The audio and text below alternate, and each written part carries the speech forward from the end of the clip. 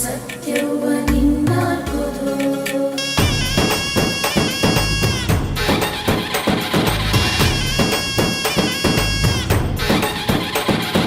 ಪರಶುರಾಮನ ತಾಯೇ